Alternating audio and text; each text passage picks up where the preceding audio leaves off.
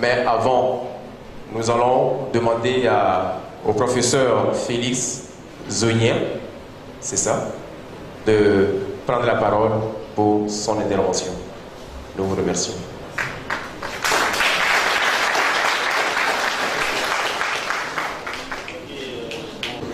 Ça va mieux? Ok. Donc bonjour, je suis très heureux d'être encore ici avec vous ce matin. C'était un réel plaisir.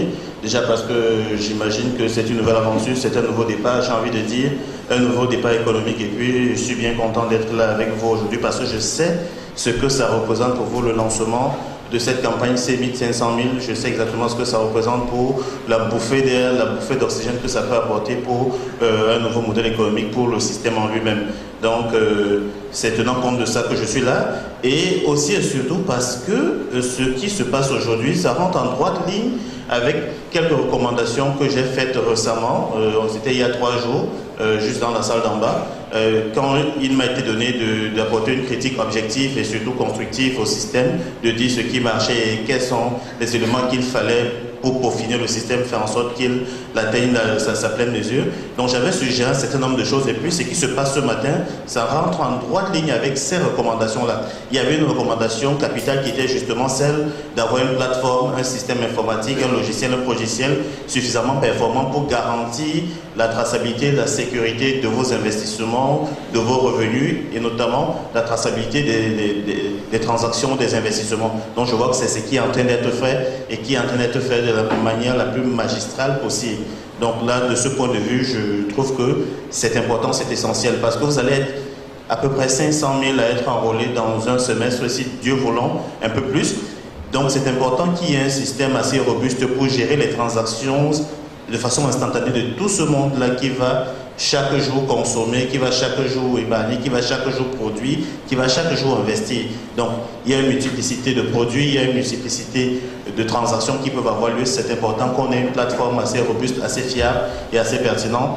De ce point de vue, je pense qu'on est sur la bonne voie. Donc ça, c'était le premier point. L'autre chose que je recommandais naturellement, c'était d'avoir une taille critique, d'avoir une masse critique. J'avais expliqué que le système, quand on le regardait sur le papier, c'était viable, c'était convenable, et que l'un des défis, l'une des conditions sine qua non, c'était qu'on atteigne un seuil critique. Si vous êtes 1, 2, 3, 4, 5, 10, c'est sûr qu'on aura un problème, parce qu'il n'y aura pas suffisamment de produits pour vous, ou alors il n'y aura pas une diversité de produits pour vous satisfaire. Mais par contre, si vous êtes 100 000, 150 000, 500 000, Dieu voulant 1 million, 2 millions, c'est sûr que non seulement ça assure une liquidité pour le marché, ça assure une profondeur et ça assure notamment que les transactions vont se gérer de la manière la plus efficiente possible et naturellement, ça assure quelque chose que j'apprécie particulièrement, ça assure une libre concurrence. La concurrence c'est important pour un marché. La concurrence c'est fondamental. Si on est dans un marché où il n'y a que 1 ou 2 opérateurs, c'est facile pour eux de s'entendre et de se dire on met les prix à tel niveau et puis les gens n'auront pas d'autre choix que d'aller avec ces prix-là. Mais par contre, si ce sont 5 000, 10 000 qui proposent ce même produit, il y aura une forme de concurrence qui sera bénéfique pour le consommateur, qui sera bénéfique pour l'utilisateur. Donc c'est pourquoi c'est important ce qui se passe aujourd'hui. Qui est un lancement pour arriver à près de 500 000 personnes? Ça c'est le premier volet de cette campagne d'enrôlement.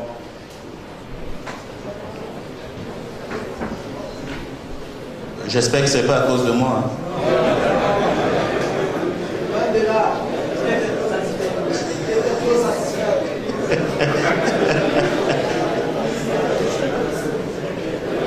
Donc, de ce point de vue, tout à l'heure, vous avez écouté les chiffres qui ont été évoqués. En tablant juste sur 500 000 personnes dans le prochain semestre, vous voyez bien qu'on arrive à lever une masse monétaire d'à peu près 140 milliards.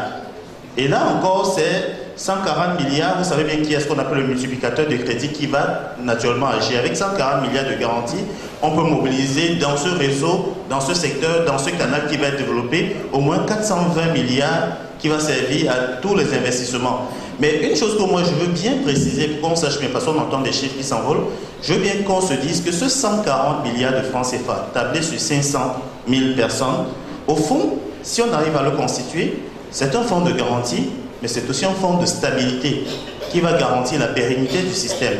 Dans ce sens que c'est un montant d'argent qui ne va pas être dépensé. C'est un montant d'argent qui va être là pour rassurer, pour sécuriser et pour garantir tout ce qui va se faire. Au fond, c'est comme si on On se lance, on investit, on ne se gêne pas, on innove, on crée parce qu'on sait qu'on a un backup solide. On sait qu'on a un fonds de stabilité, on sait qu'on a un prêteur en dernier ressort. Donc même s'il y avait un clash, il y a suffisamment de quoi faire fonctionner le système. C'est dans ce sens-là que je veux bien insister pour dire qu'il faut atteindre cette masse critique, il faut atteindre ce seuil-là parce que c'est le seuil qui va garantir la liquidité et la circulation dans le marché. Et j'expliquais tout à l'heure que ça, c'est le premier penchant pour ce qui concerne les personnes physiques, pour ce qui concerne les utilisateurs, les consommateurs.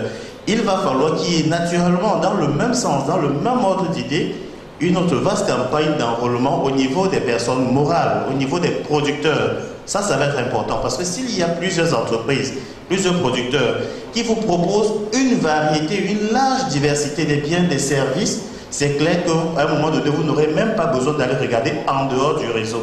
Parce que dans le réseau, vous aurez tout. Et c'est ça la clé vraiment de l'équation. Si dans le réseau, on trouve tous les produits, tous les services, et naturellement la concurrence aidant à des prix qui seront, j'imagine, beaucoup plus bas que ceux qui se trouvent à l'extérieur du réseau, on va se retrouver naturellement avec dans le réseau tout ce dont on a besoin, toute la liquidité nécessaire, et puis naturellement ça prend la mayonnaise, et puis tous ceux qui sont en marge du système devraient embarquer. Donc je pense que ça prend ce seuil-là pour qu'on atteigne la vitesse de croisière, pour qu'on atteigne le fonctionnement à plein régime. Donc c'est un élément essentiel qu'il fallait expliquer.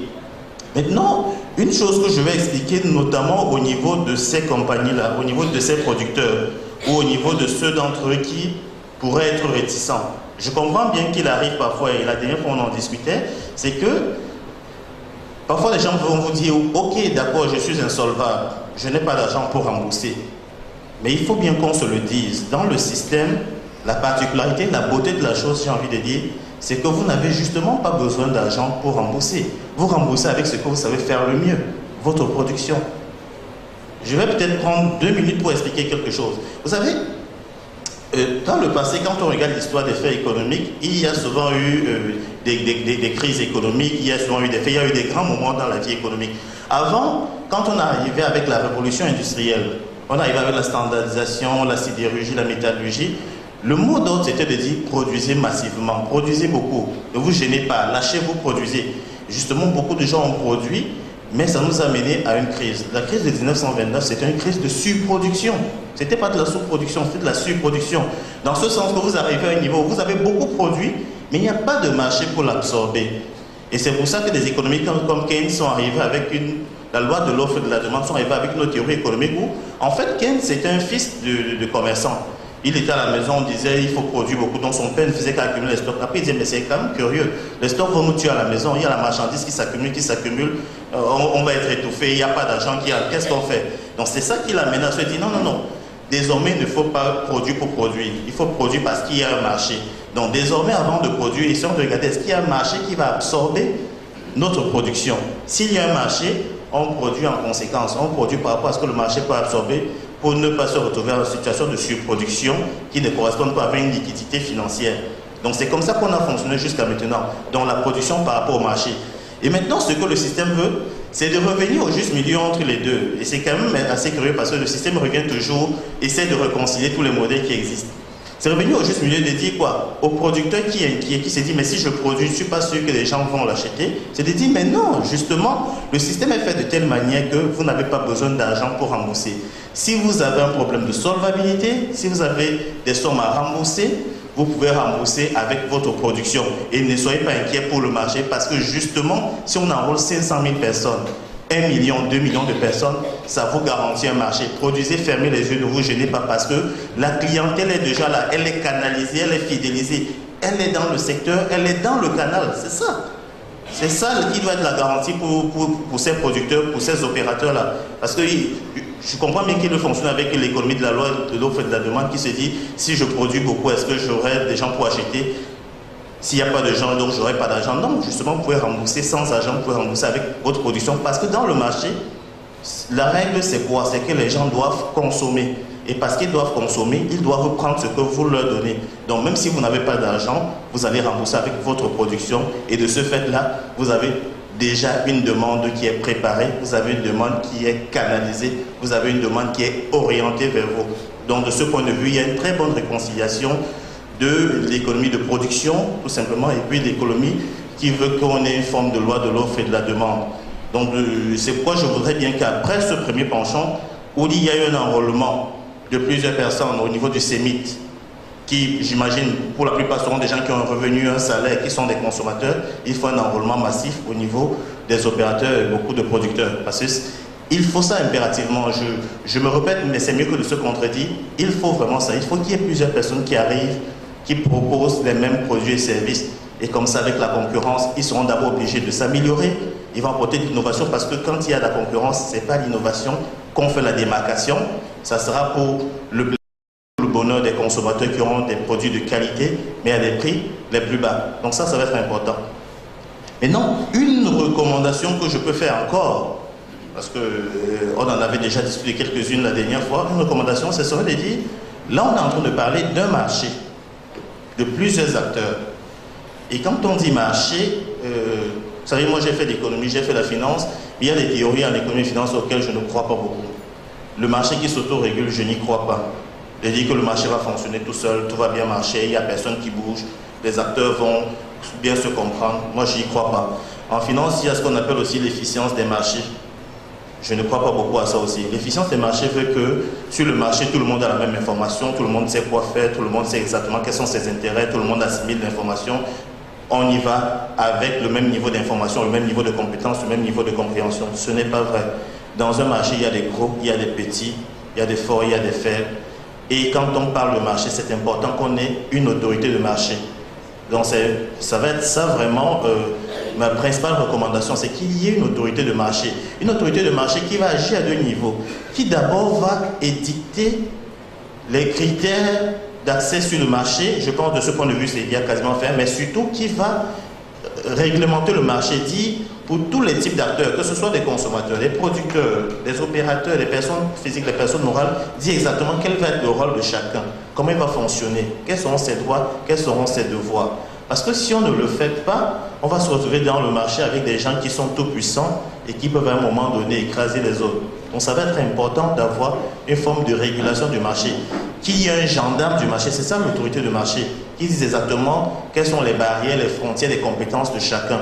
Et comme ça, à un moment donné, quand quelqu'un aura enfreint, l'arbitre est là justement pour venir corriger, le sanctionner et les choses se remettent.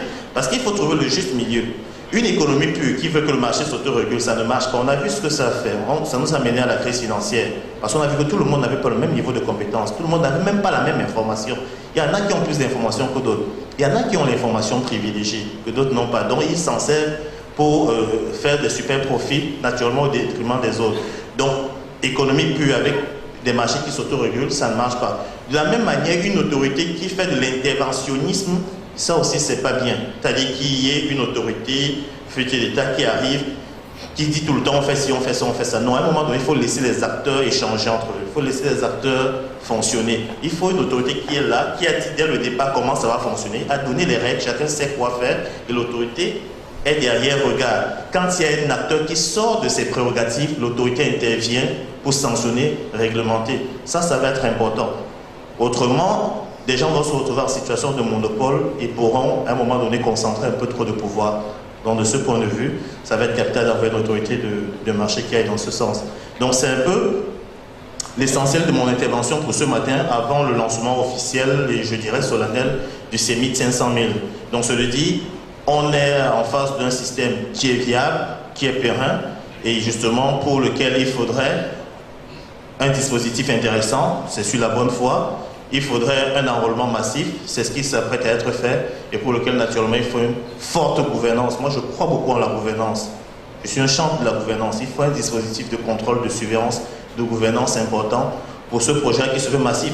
Aujourd'hui, vous n'êtes pas seulement des personnes qui sont des invités à une campagne de lancement. Vous serez probablement demain des témoins de l'histoire qui diront oui, j'étais là quand ça a démarré, quand la bulle va grossir, quand ça va prendre de l'ampleur. Donc mais pour ça, il faudrait que tout le monde s'y implique, que tous les acteurs y mettent du leur. Il faudrait naturellement les promoteurs d'abord qu'ils s'impliquent, c'est déjà quasiment le cas, tous les relais et tous les acteurs, et quand je parle des acteurs, ce sont des gens de la société civile, des organes étatiques en termes d'encadrement, et que ce soit également tous les consommateurs et producteurs. Donc c'est important que tout le monde s'y mette. Pourquoi aujourd'hui la date du 17 août de l'an de grâce 2013, à un moment donné dans les annales, soit perçue comme une date mémorable, Une date à laquelle on a lancé un nouveau système, un nouveau modèle, un nouveau chemin pour le développement du Togo, de l'Afrique et pour atteindre les objectifs du millénaire pour le développement. Merci.